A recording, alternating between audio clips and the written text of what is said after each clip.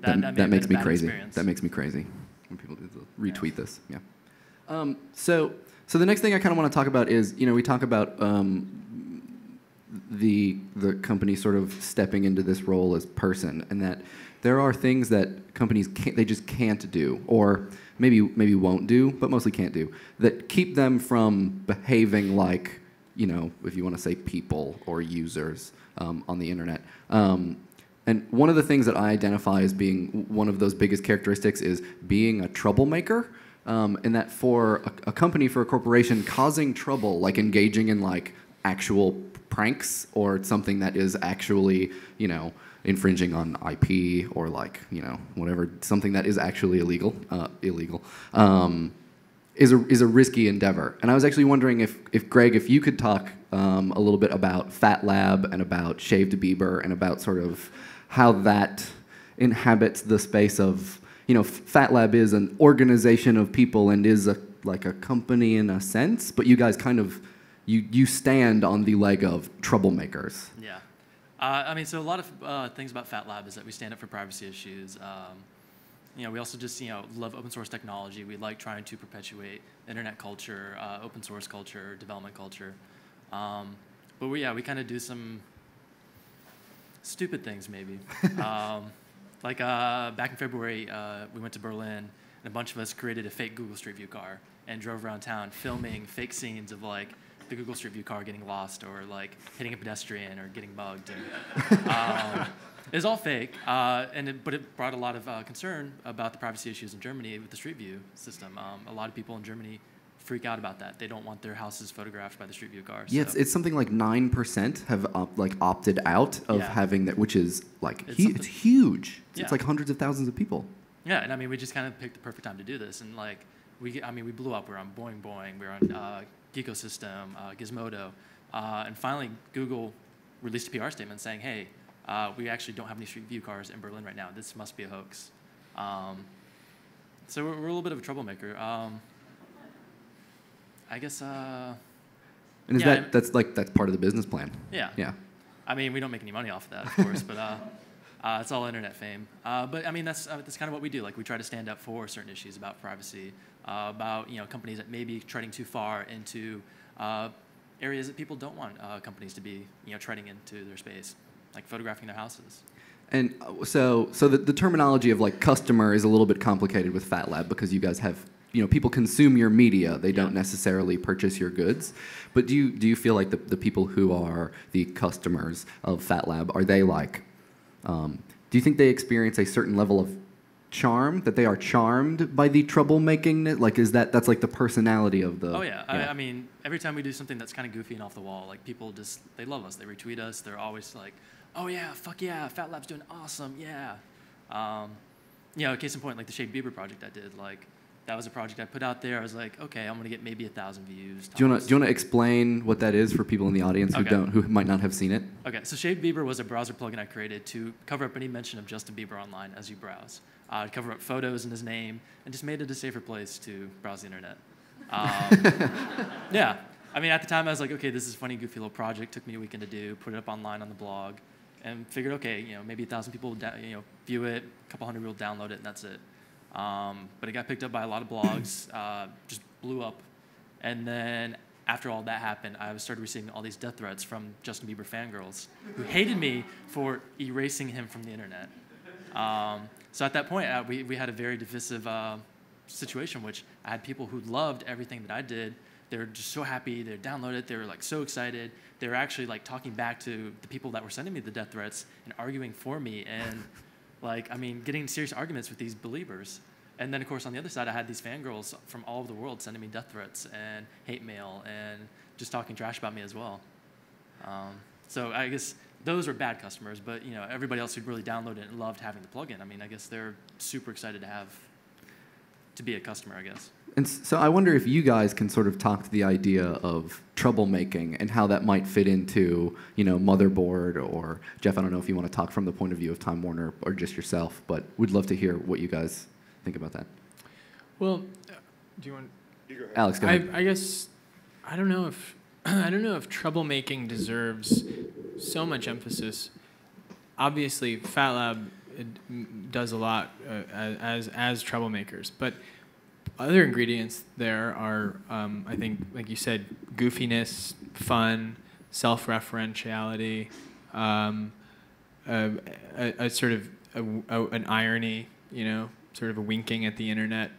You don't have to make trouble all the time to make an impact. And I think another speaking of which, another great thing about Fat Labs is that there is a pretty substantial sort of social notion to what they're doing. There's a political idea there in some ways, and I think people who like it in part because they find it good. So I guess there are a lot of different ways that you can have an impact besides troublemaking. And no, I don't think that big companies are going to be able to figure out how to break IP or do stupid things on the internet. You can talk more to that, obviously, but I guess it's a question of what do we mean by troublemaking, and maybe not how do we be troublemakers, but how do we be weird? Because I think weirdness is ultimately what gets people really excited about stuff. Maybe it's not even weirdness too. Maybe just a laugh. Like people just want something a little unexpected. Yeah, I mean, and something unexpected is weird. I mean, a joke is funny because it's weird, it's unexpected, it's out of the ordinary. We laugh to diffuse the tension is one theory that comes from this sort of weirdness that we're suddenly experiencing. And I think that's like almost one of the major driving forces, logics of everything that happens on the internet. So it doesn't always have to be about troublemaking. Interesting. I mean, as a public representative for Time Warner Cable, my opportunities to make trouble and stay employed are fairly limited. And, that's just not really what we're about because, we're trying to get people the stuff they want and need in ways that are simpler and easier. Mm-hmm. And mm-hmm. We have relationships with content partners, and I don't really think that the fine folks at Warner Brothers would appreciate it if I, started mashing up stuff and putting it on the Time Warner Cable blog. Right.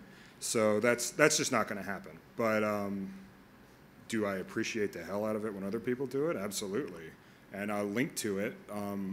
One of the things I really try to do with our corporate blog is just create a blog that, while not betraying, what it is we're about and trying to do, is real, and there's like fun stuff on there. So if there's like a really great like video mashup or something that somebody else has made, I'm absolutely going to post it. And I want to participate in an ongoing discussion, and the overarching goal is like just be a human being. Mm-hmm. And I think that by some of my biggest successes with our blog and with my Twitter feed, where I represent Time Warner Cable, for better or for worse, is when I'm actually a human being and like make a joke somebody thinks is funny. And like people so rarely expect that from a company of our size and market share that mm-hmm. it works. And on my personal blog, I've certainly made trouble before, usually kind of accidentally, and has that had repercussions for your status as someone who is involved with a large company? No, it didn't. Well, it helped. It actually helped. For about 3 months last year, if you Googled my name, Google would say, "Did you mean Jeff Simmermon douchebag?" And that was a combination of people's feelings about my company and feelings about my personal blog. That was pretty exciting. That was some pretty awesome SEO. We get that working for you, Alex. Yeah. What's that? Sorry. What were you? But no. I mean, if anything, it's like the stunts or pranks I pulled with my personal blog just inform my day job a lot more, and I can understand like where people are coming from, how they feel about it, and like when I initiated a dumb stunt with a small business in DC a couple years ago, and it just went crazy, blew wildly out of proportion. And then I was thinking about it. I was like examining my own motives for it, and it really gives you an understanding into like what people are thinking when they're mad at companies and they're mm-hmm. blogging about it. and then what would I have wanted to hear to have made it better or go away, and then just apply that stuff to your life, to your work life. Can I interject one thing? As far as troublemaking goes, I think a lot of times when troublemaking happens on the internet, it can be kind of puerile and silly and stupid. Maybe because I'm just lame, but no, you're pretty much spot on. I know, Vice is such an august brand. I don't know why you would feel that. Hey now. Wow. I was gonna say though, I've been emailing with a guy who's a hacker. He's actually the guy who managed to get all those iPad emails exposed by Gawker. A hero to some. To others, he's like a virulent anti-Semite. He's a troll, and he's done some really terrible things on the internet. And I'm of the second camp on that one. Sorry? I'm You're of in the second camp, yeah. right? I know. So anyway, I was emailing with him, and he seems like a totally normal guy, like really, really nice. I mean, a little crazy. It's hard to tell what's going on. He's very lucid. He does a lot of LSD. He'll readily admit. His name is Weave. But I asked him, I'm going to this conference. What would you say? What do you think about respecting the internet? What is the relationship between the internet and companies? And he said, despite himself being a hacker and troublemaking all the time, really a lot of troublemaking, he said, just be human. Respect it. Don't patronize it. This is the most valuable thing I'm saying all day, right? From the guy on LSD. From this crazy 24-year-old hacker. Don't be cheesy and try to be hip. Just make cool stuff and do good things.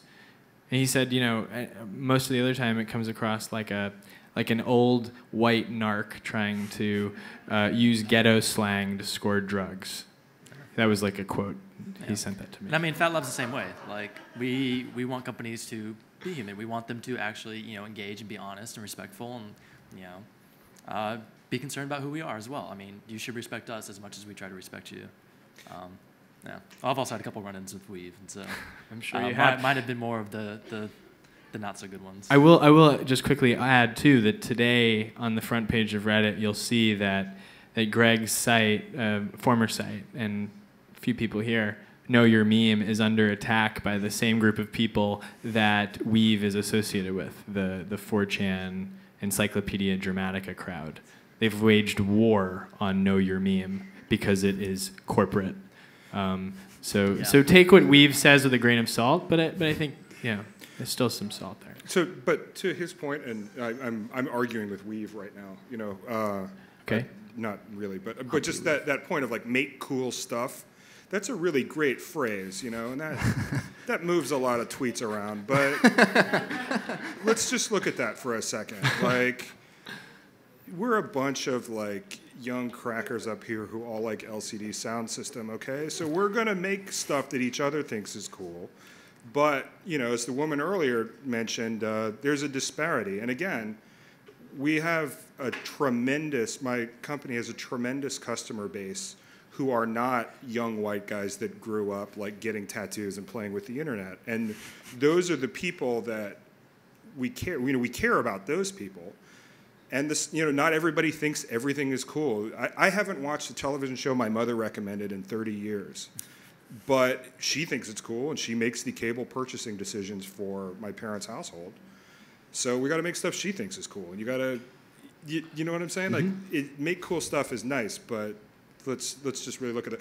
All those of us that are marketers are trying to figure that out right now. Like, if we only play to the front page of Reddit, that's a ton of page views really quick, or like you can get some donations sometime, but that's still a very small slice of the entire internet. And this actually speaks really well to the next point I want to make, but I just want to check in. Do we have time for one more question and then some questions from the audience? Are we good on time? Yeah?